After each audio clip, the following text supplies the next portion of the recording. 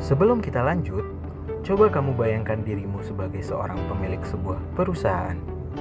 Namun, perusahaan kamu ini mengalami kendala dalam pengelolaan sumber daya, terutama sumber daya manusia. Nah, kira-kira apa yang harus kamu lakukan?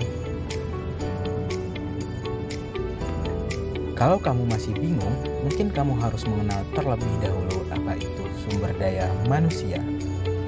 Sumber daya manusia adalah aset utama dalam sebuah tim. Keberhasilan suatu perusahaan sangat bergantung pada bagaimana SDM-nya dikelola.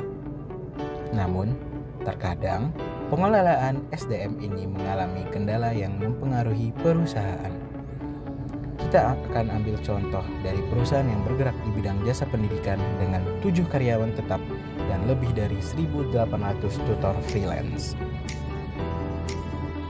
Perusahaan ini merupakan perusahaan yang bergerak di bidang jasa pendidikan yang menyediakan layanan les privat untuk berbagai jenjang pendidikan, mulai dari tingkat taman kanak-kanak hingga umum. Perusahaan juga menawarkan program khusus seperti persiapan masuk perguruan tinggi negeri dan ujian mandiri. Pada perusahaan ini, tenaga kerja dibagi menjadi 2, karyawan tetap dan tutor freelance.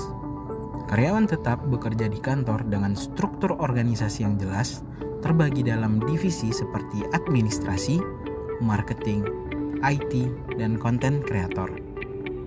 Mereka bekerja sesuai jam kerja dan memiliki job desk yang spesifik. Sementara itu, tutor freelance memiliki sistem kerja fleksibel. Mereka mengajar langsung ke rumah siswa dengan jadwal yang disesuaikan dengan kebutuhan klien.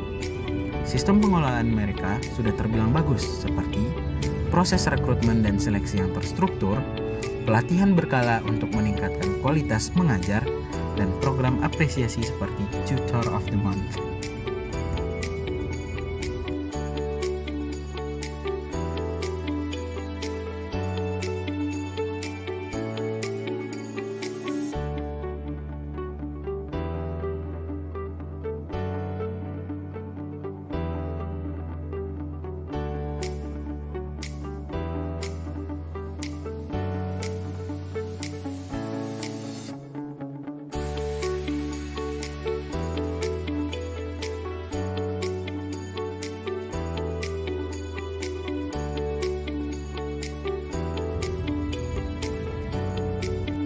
Hanya saja, sistem yang bagus itu masih memiliki beberapa kendala, seperti banyak tutor yang terlambat mengisi daily report, sehingga menghambat proses gaji dan tagihan ke klien. Terus ada juga beberapa tutor juga kerap membatalkan jadwal sepihak tanpa konfirmasi, dan komunikasi antara tim HR dan tutor mengenai aturan kerja masih belum optimal. Lalu, apa solusinya? Banyak yang bisa dilakukan untuk memperkuat pengelolaan sumber daya manusia. Dari kasus ini, mungkin yang bisa dilakukan itu yang pertama, memperkuat aturan dan sanksi bagi tutor yang melanggar komitmen jadwal mengajar. Yang kedua, menggunakan media yang bisa diakses oleh tutor, klien, dan pihak manajemen terkait jadwal yang telah disepakati. Yang ketiga, memberikan pembinaan dan pelatihan mengenai manajemen waktu dan komunikasi pada tutor.